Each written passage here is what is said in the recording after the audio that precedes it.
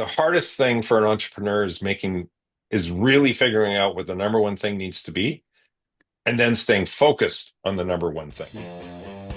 Hello and welcome to Pillars of Wealth Creation, where we talk about creating financial success with a special focus on business and real estate. I'm your host, Todd Dexheimer. Now, let's get to it. Hey, welcome back to the show. I'm your host, Todd Dexheimer, and excited to have David Greer on. David, how are you doing today? I'm doing fantastic, Todd. Thanks for having me here. Absolutely. Well, I appreciate you joining us. David's an author, entrepreneurial coach that specializes in creating high performing and high growth mid-market businesses. He also helps entrepreneurs that are challenged with alcoholism or addiction as well.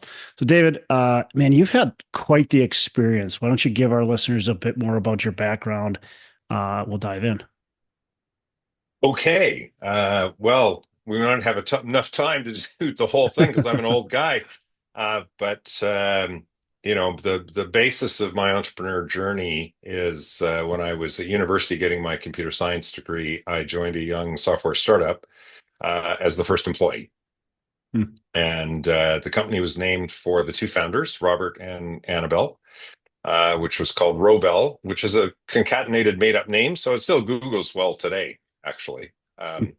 And a condition of my employment was I had to write an abstract for the 1980 Hewlett-Packard International Users Group, which was accepted. So then I had to write the paper. And while I was in fourth year, I went to my profs and told them I was going to take a week off because I flew to San Jose and I gave my first ever technical paper. Which I can still remember standing on the edge of the stage and how scared I was to go and give, my first public talk. And, I'm 22 years old and I'm standing up on the San Jose convention floor, telling people about this, a whole bunch of other computer geeks about this cool software and what it could do for them. And it was years before I realized like that was the essence of marketing and sales. Hmm. Like we were just computer geeks doing our thing and Yeah. creating stuff that really helped people. And, Yeah. we grew this business by the seat of our pants. I mean, we did, some influential books that we incorporated into the business. So I liked it. I stayed 20 years. After 10 years, I bought out Annabelle. She wanted to retire and became partners with Bob. And we had some other corporate structures. And then after 20 years, we built it into a global powerhouse. This giving talks, Bob and I every year wrote a new paper, either technical or managerial. And we traveled the planet and gave presentations. So you trust your whole company to this obscure Vancouver-based software company you'd never heard of. So that's how we engendered trust in us. And, these were pretty substantial. They were often 100 million plus divisions of Fortune 500 companies or, auto parts companies doing that kind of range who were going to trust their business to a new mini computer from Hewlett Packard. And then they were further going to actually trust, their IT systems to the software that we had created that they needed in order to be successful. So, in the 20 years, Bob and I, so I like to say Bob and I only had one disagreement, but it ended, but the one disagreement was a doozy and ended in divorce. So we got to like the 20 years and we could tell we'd specialized in this computing platform HP made for, well, I forget how many years, 26, 27 years. It's one of the longest lasting platforms in the history of computing.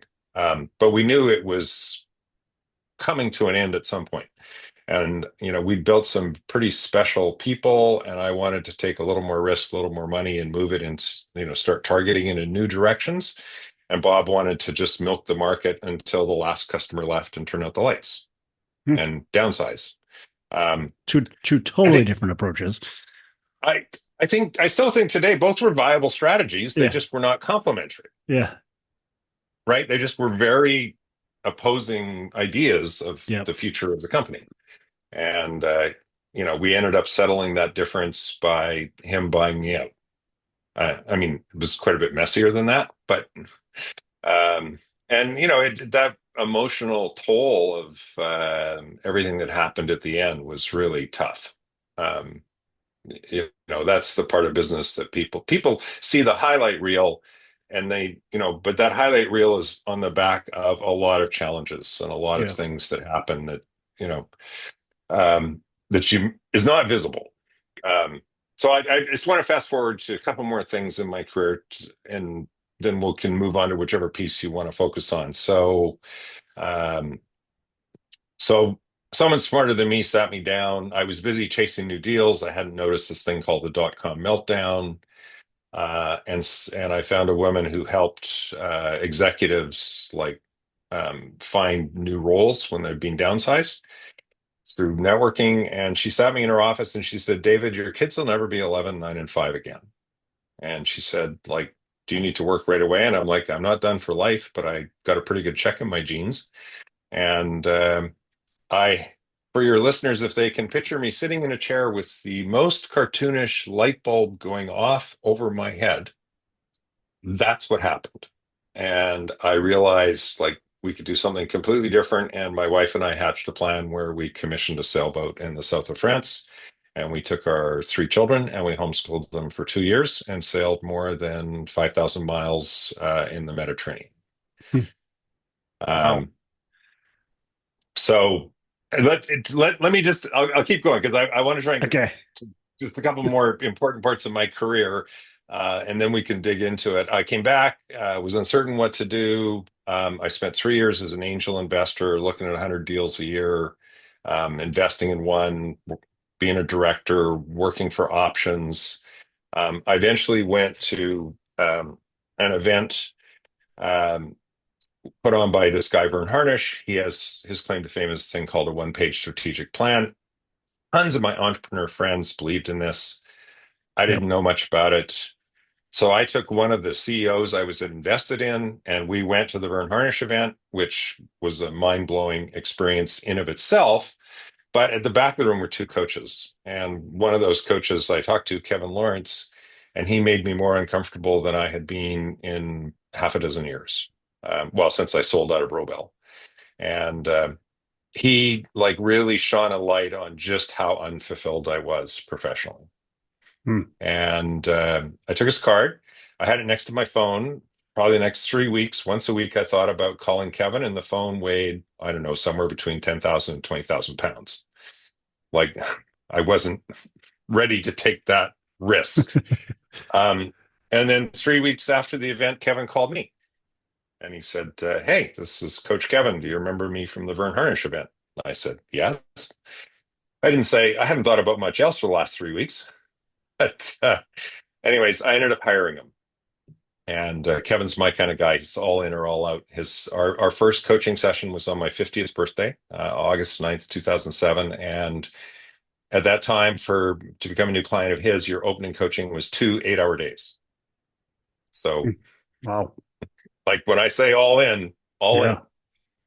And I worked with Kevin for 9 years, but after 18 months, we had kind of looked after the career piece and cleaned up some personal pieces, and we kind of cleared all the stuff off the desk. And all that was left was the elephant in the room. And, January 27th, 2009, I admitted to Kevin for the first time, admitting to anyone, including myself, that I had a drinking problem. Hmm. And Kevin, in his personal life, at his summer place, had sat around fires with some people who had a lot of time in 12-step recovery, and he coached me to go give that a try.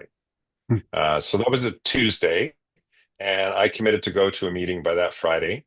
And then later that afternoon, I knew I had an event downtown, a networking event that was on till 8.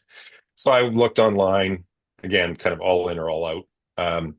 And lo and behold, there was going to be a meeting a quarter of a block off the road I would be driving down to go home at 8:30. Right. And I knew this event ended downtown at 8. So I went to that meeting. And I've been going back to it ever since. In fact, I was there last night. I made that meeting my home group. Last night when I was there were 2 individuals who were there the night that I walked in. Hmm. 16 16 years years and ago. 16 years ago. Yeah. Uh, you know, like that's one of the gifts of 12-step recovery, is to have these people in your life who share this road of recovery together. Hmm. And That's so I powerful. started down this path of recovery. And then I did another with Kevin's help. I found another executive gig and with another friend of mine, actually from recovery. And, I worked for 3 years as VP of marketing for this telematics company here in Vancouver. And I came out of that gig and I'm like, I worked harder, I think, in that 3 years than I'd worked in my entire career. And I finally decided I don't need to prove to anyone that I can work hard. Like I've proven this over and over and over. So, and I also decided I wanted to give to other entrepreneurs the gifts that Coach Kevin had given to me. So I launched my coaching practice, coaching and facilitation. And so that was 10 years ago. And then kind of 5 or 6 years in, I'd switched from Kevin to his coach because he stopped doing one-on-one coaching. He just wanted to focus on strategic planning and working with teams. And so I've been working with Nan O'Connor from Atlanta, and she just kept reflecting back to me the pureness of my emotions and how I shared about my recovery. And she kept nudging me to like be more public about it. And so I broke my anonymity with a YouTube video I posted about 4 years ago, I guess, and intentionally started focusing on working with entrepreneurs who are challenged by alcoholism or addiction. Why do you think it And took you so long to put it out there publicly? well, part of why I come on podcasts like yours is to try and break down the stigmatism of alcoholism. So, like when Kevin first suggested I go to 12-step recovery, I had a huge negative reaction. I knew nothing about it, but yet I had this huge like negative reaction. I think some of it was like just that admission that I was an alcoholic. Um, but anyways, I think just not wanting to go public is just part of that stigma, just associated with, you were bad or wrong or awful for being an alcoholic, rather than this is a mental health disease. This is alcohol use disorder. It's an officially diagnosed mental health disease. And alcohol, in my opinion, is the most powerful drug on the planet. And it's also socially acceptable.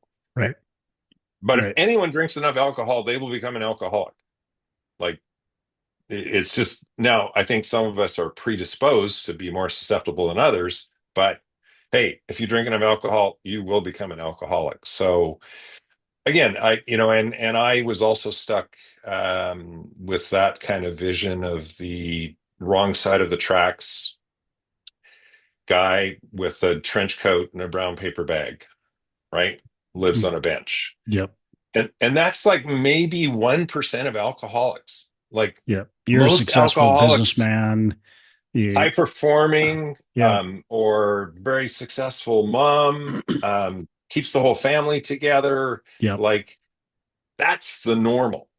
Like that is really the normal. And it's just you don't see it. Like, I was very good at hiding.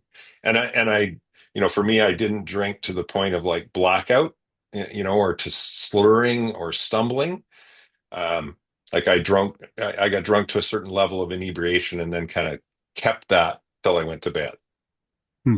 Um, which is, there's a lot of us who that's kind of our modus operandi, right, of being an alcoholic.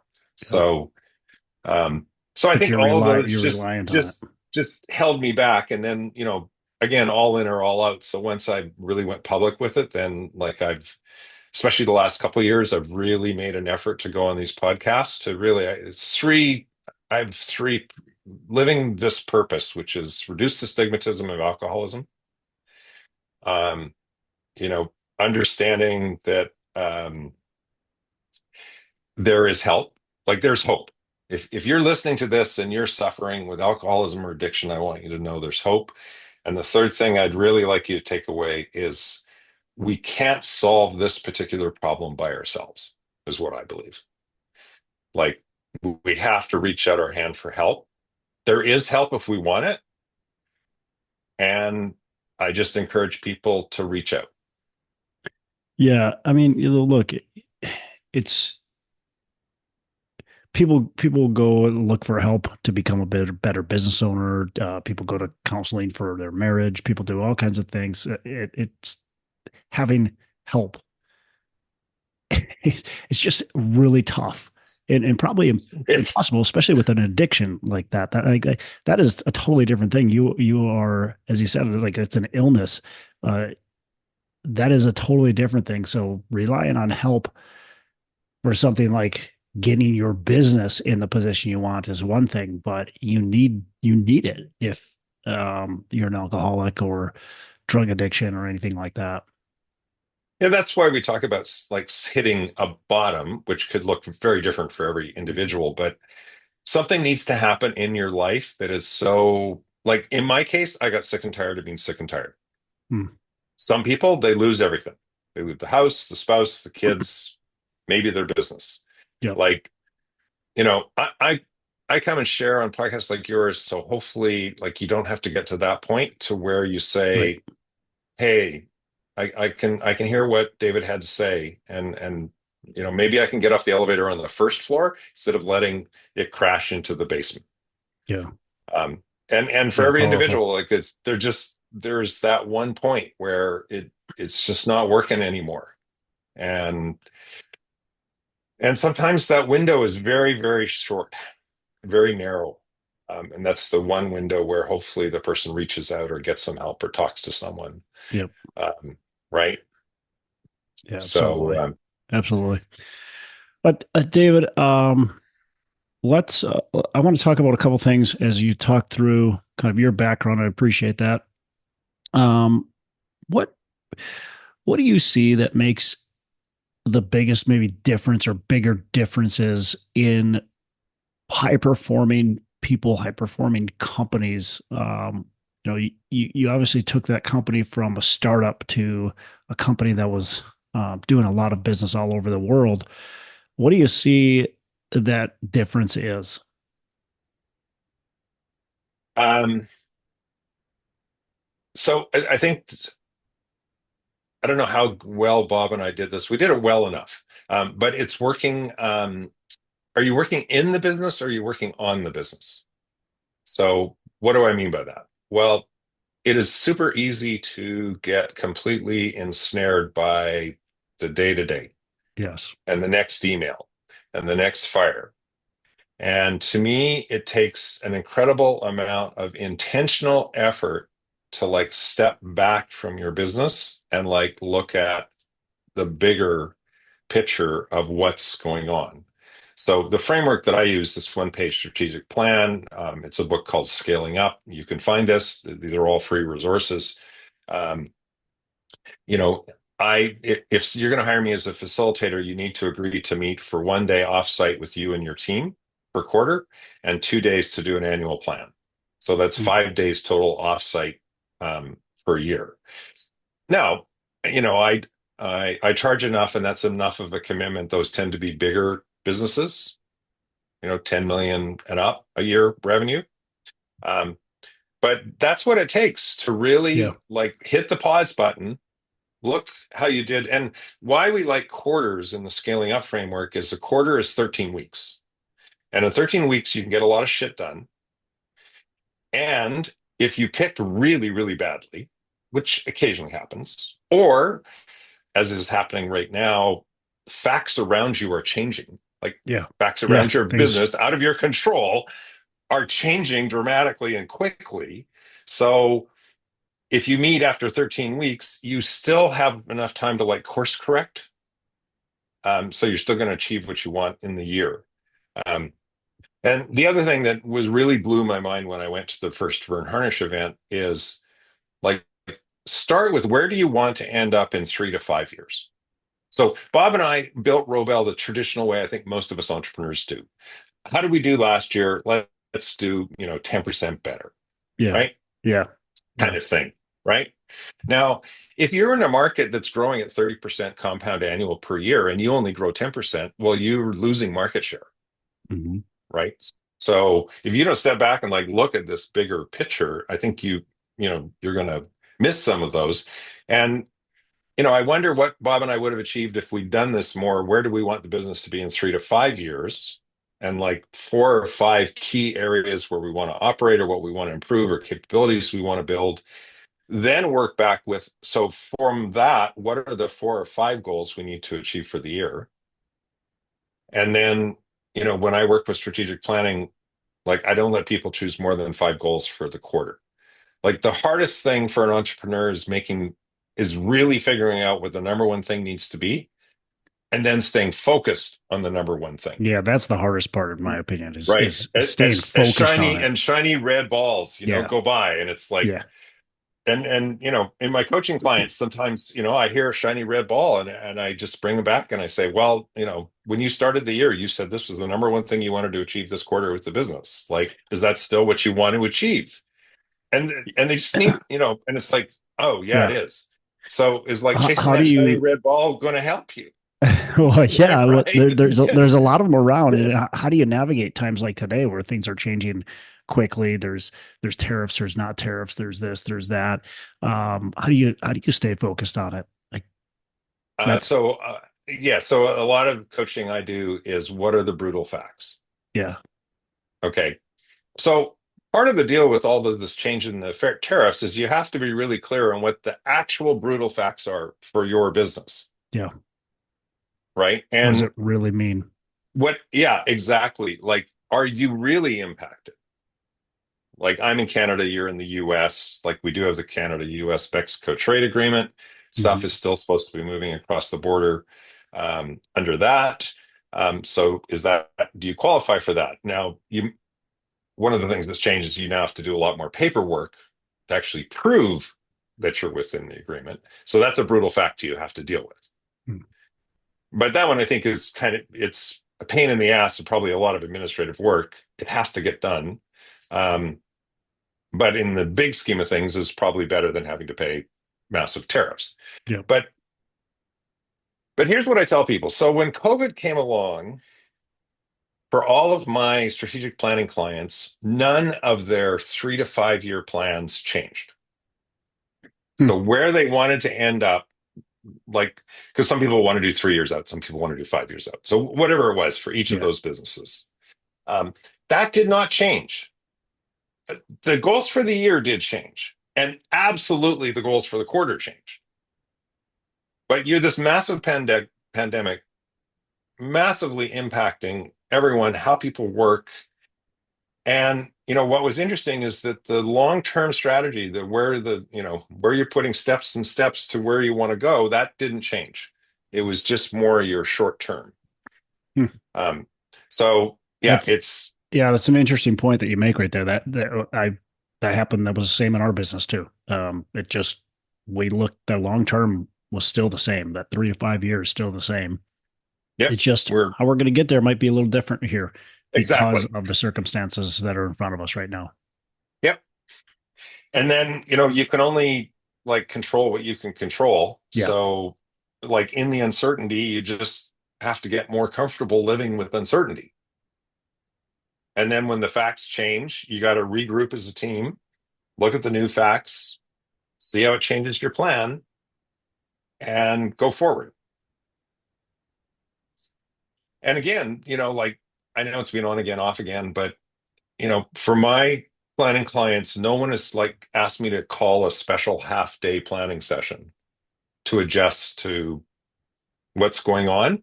It's Mm. like we got a plan in place. It's solid. We got the right goals. Yeah, we're going to have to cope with this, but no one is like blowing up their quarterly plan or their yearly plan to massively change direction. Yeah. Yeah. Um, and all have contingency plans and have plans to handle it, but um, you know, um, there was also a lot of telegraphing that this kind of thing was going to come. So everyone's done some thinking about it and how it might impact them, and again, my experience is getting the brutal fact on the table is 50% of the work. Because it's like me and my drinking, until I said there's an elephant on the table, and I went to my coach and said, this is the elephant, my drinking, like nothing could happen. And I was in denial for over 20 years. Wow. And sometimes with teams, what happens, because I ask them, I do a survey before every meeting, and sometimes it becomes obvious the entrepreneur, herself or himself, are like the biggest elephant in the room. Like they need to get out of the way. And then I try and find ways to judiciously help them, or Yep. to shine some light on where they might be getting in their own way. Yeah. Yeah. It's hard. It's hard. That is a great reason to have somebody in your corner behind you that's looking over, kind of seeing what's in your business, because you can't see what you're doing wrong. You just can't. Like You I think, can't. yeah, you might have an idea, but you might be totally off base too. And I think a lot of people want to put the blame on others when it might be them. Um, some small adjustments or sometimes large adjustments need to be made in order really to solve those problems.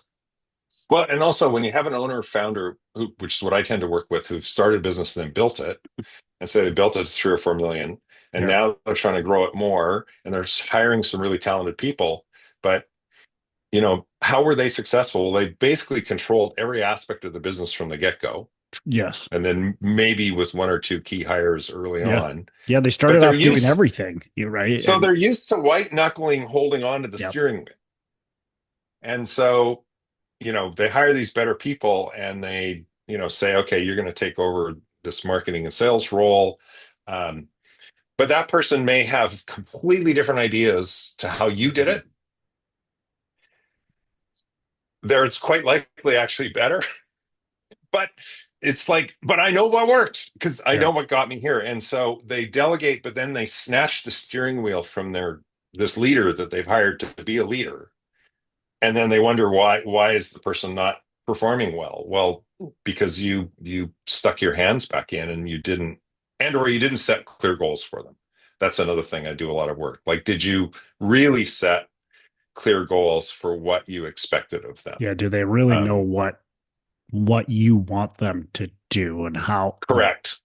yeah. And like set the what, not the how. Let them, that's what they're there for. That's why you hired them. They should have new expertise that you don't have. So they should be able to figure out a even better how, but you need to be really clear on the what Hmm. and maybe the why. Like why is this important to the business? Like that's one of the things I love about the one-page strategic plan is it ties, culture, purpose, 3 years, 1 year, and 1 quarter all together on one sheet of paper. So it's much easier for people down the line, like lower in the organizational structure, I think one of the things you need to do as a leader is no matter how low down, I don't like low down, in the organizational chart, but no matter what your role in the business, what you do should be relatable to one of the goals for the quarter. Like, and your job as especially mid-layer managers is to relate how what you do is still important to this overreaching where we're trying to go. I like that. I Because really like I that. don't, employees often can't connect those dots. They're Yeah. not strategic thinkers. That's Yeah. not what you hired them for. You hired them to be doers in a particular area of expertise. Um, but I think, your bigger purpose that you're trying to bring to the world, I think it's really important they understand that and that they have some relationship to it. Yeah. Well, because Um, I know there's a lot of people that say, why am I even doing this? Why am I even yeah, here? right. Exactly.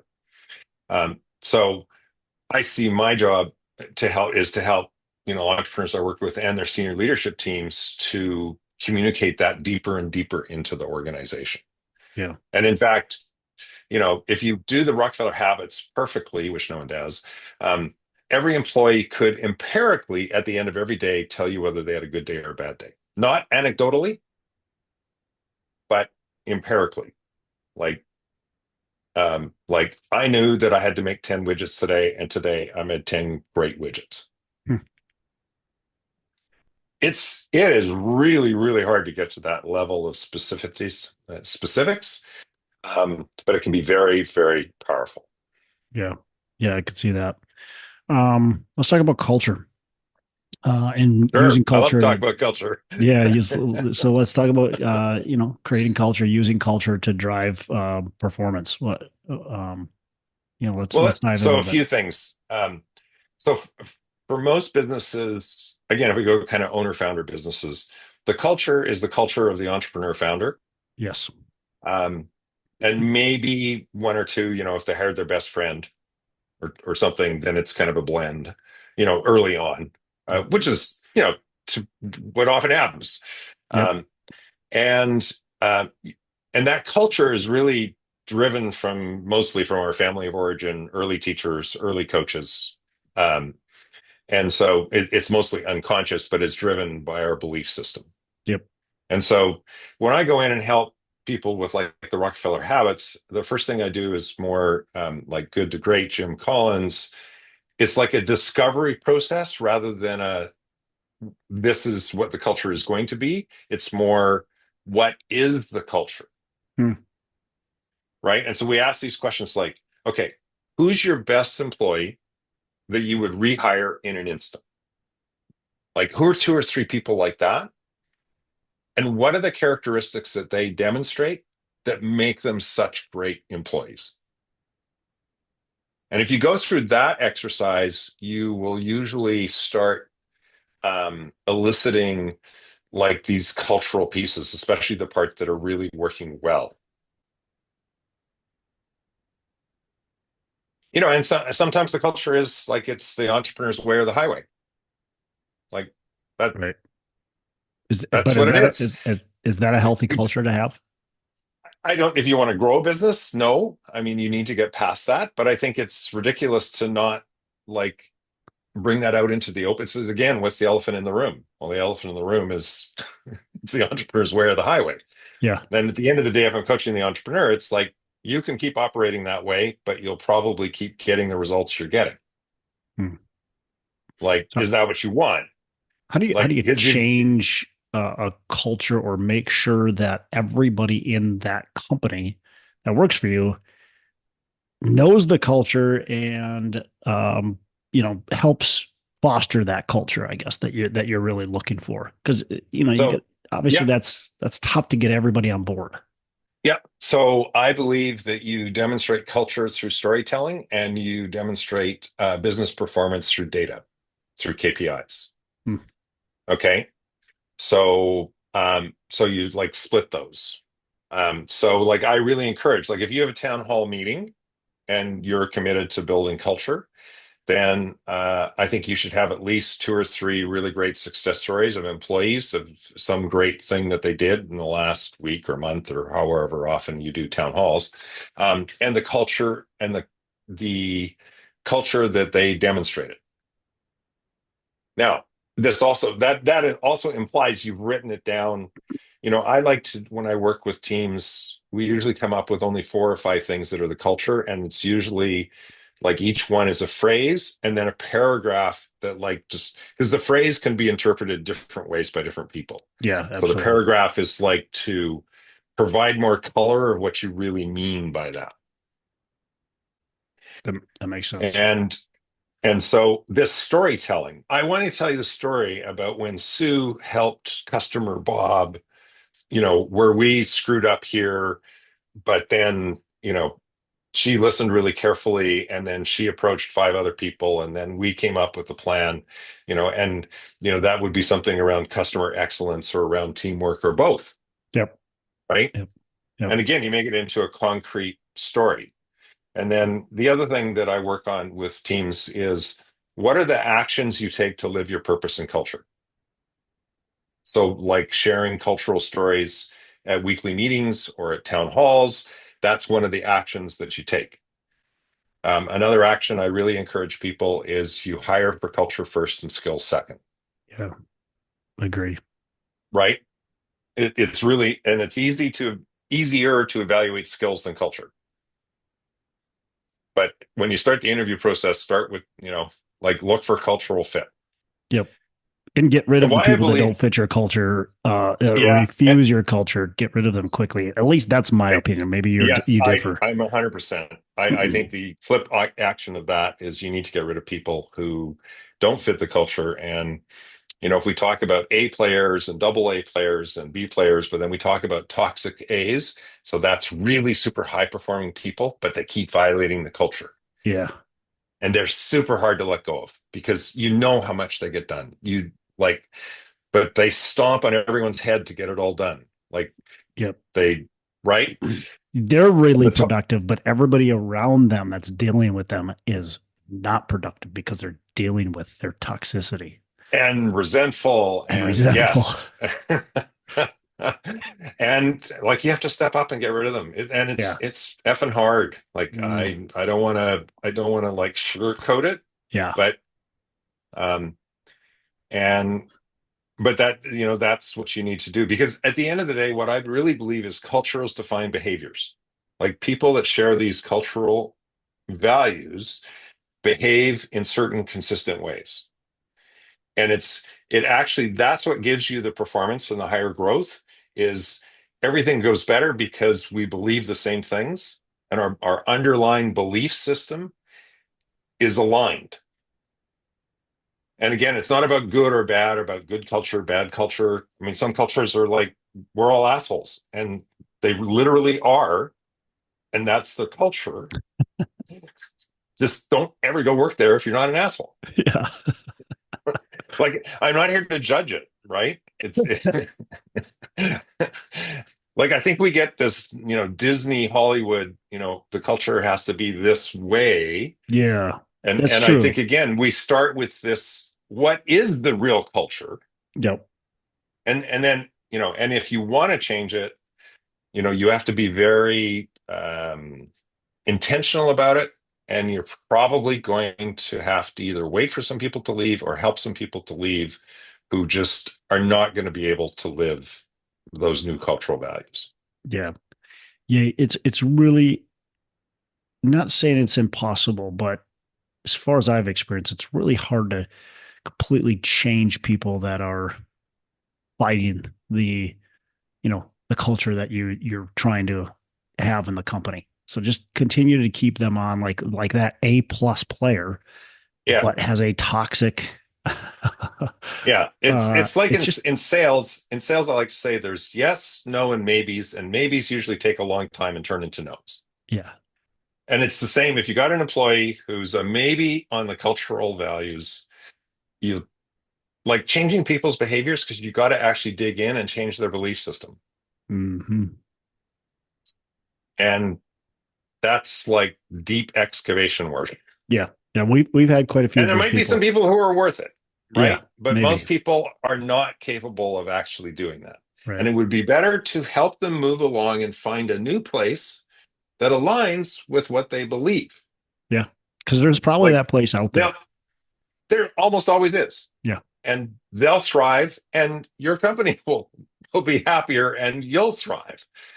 Like so, my friend Chris Edmonds, who wrote a book called The Culture Engine and is an expert on corporate culture. I forget how he phrases it, but it's basically helping them along to, something that is a much better fit, Yeah. Yeah. Absolutely.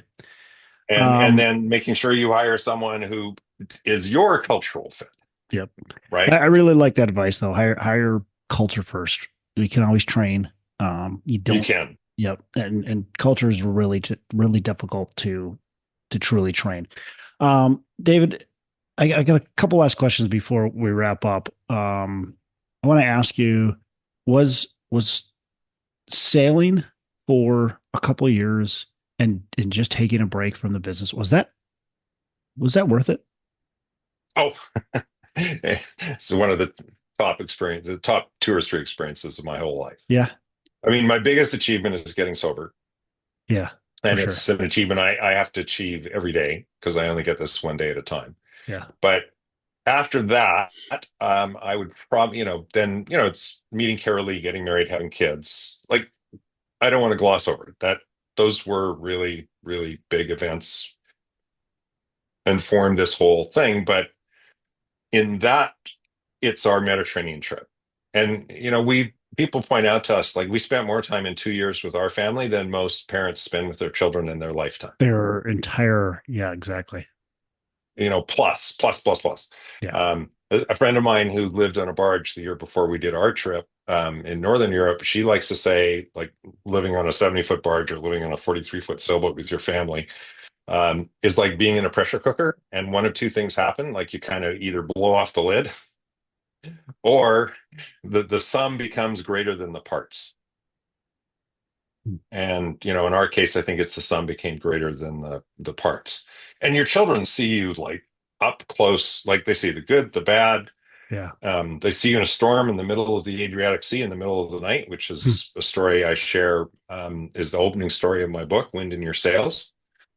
Um, and I have a reason I share that story from a business context. But truly, my son at the time, who was 10, like we parked the boat in the middle of the Adriatic Sea for an hour so we could figure out which way a thunderstorm was going, because we Wow. were sailing right into the middle of it.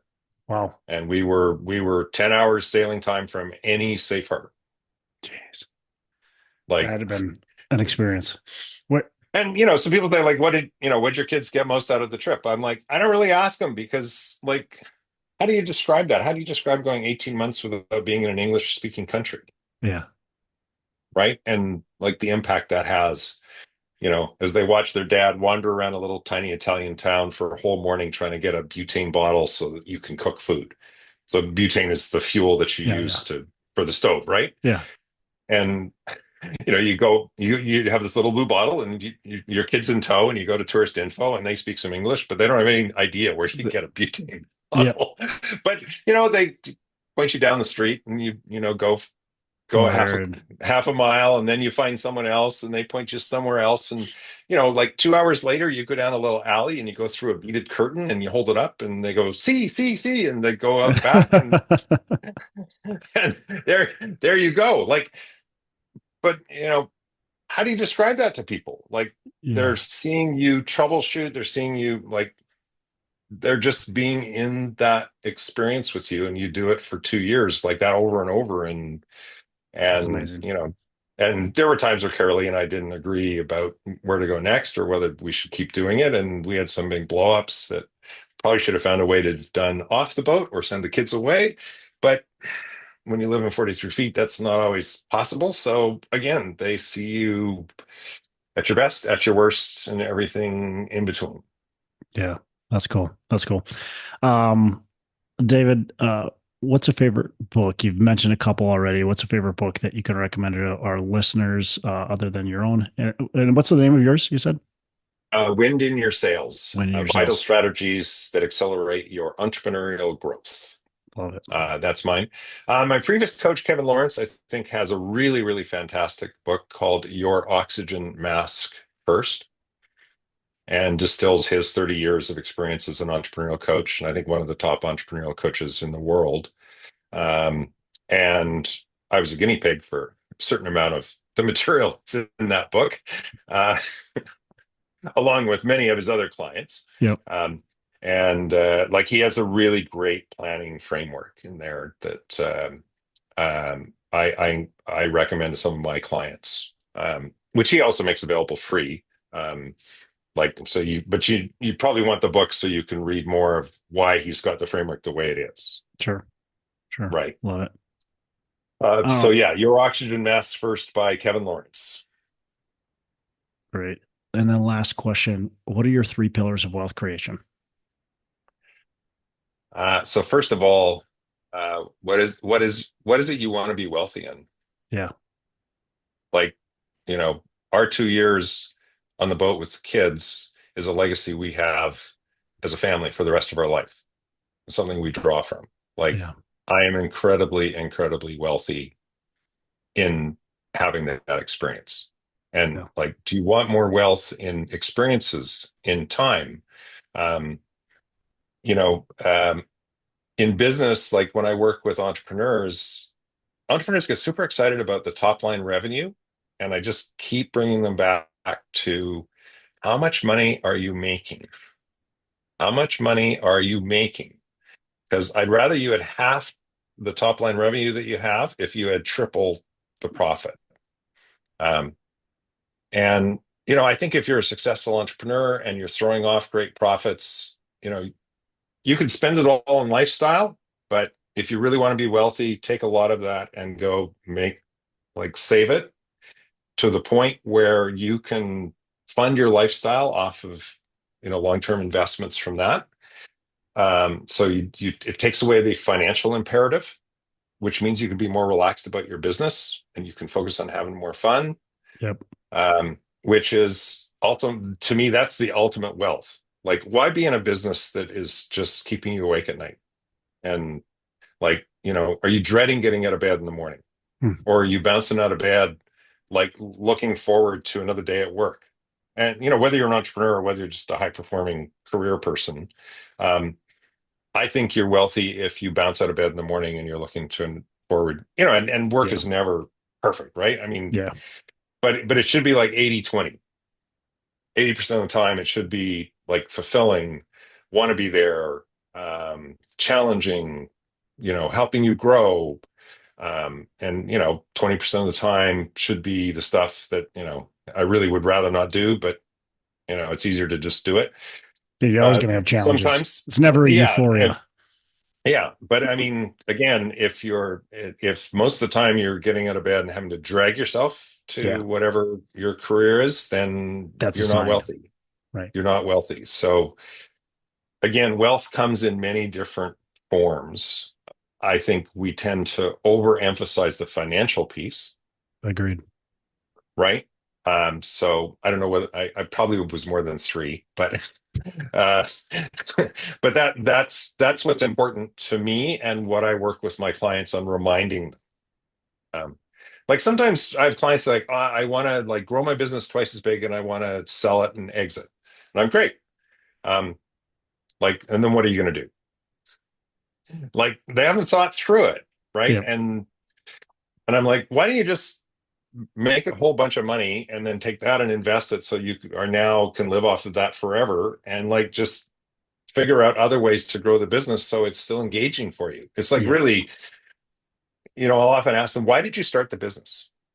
Oh, I started it because, I saw this market opportunity and I like this. And now the business is growing and they're operating the business. And the operating part, they don't care about. Like it doesn't jazz them.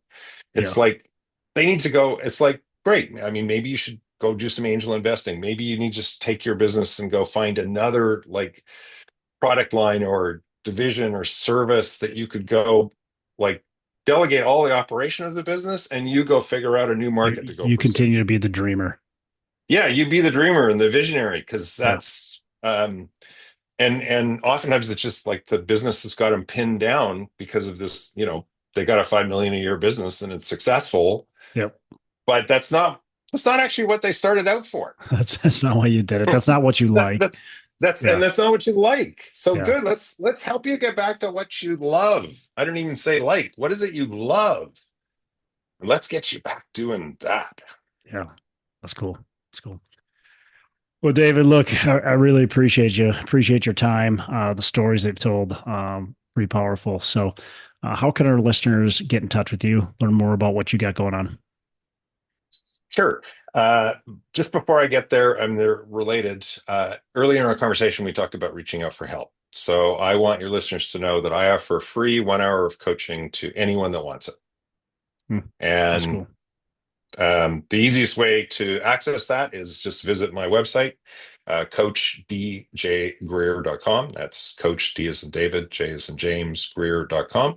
The top left corner of every web page on my website has my phone number and my email address. And if you prefer a contact form because it seems less intimidating, I have one of those too. So please, I really mean it sincerely. If you're stuck on something and you want some help, reach out to me and I'll be glad to have a 1 hour conversation. And, my commitment to entrepreneurs and high performing people is 3 ideas to accelerate within the next 90 days.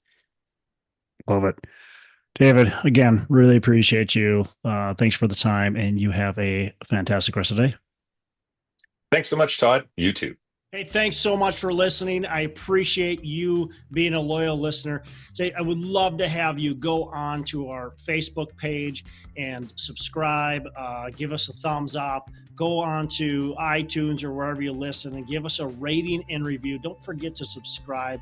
Your rating and review just helps us push this out to more and more people and continue to grow our audience and hopefully positively affect a ton of people out there that really need this and want this. So The other thing I've got for you is a free ebook on my website. So go on to venturedproperties.com, venturedproperties.com, and download our free ebook on real estate and on syndication. And I've got some data points in there, some really good stuff for you. So I'd love to have you take a look at that. It's free. I'm not expecting anything from it. And also, look, if you want some help in multifamily, want some help learning, growing, getting your business off the ground, I would love to talk to you about what it would look like to work with me potentially and see if that's a good fit. So you can go to coachwithdex.com and check that out, and we can definitely have a call.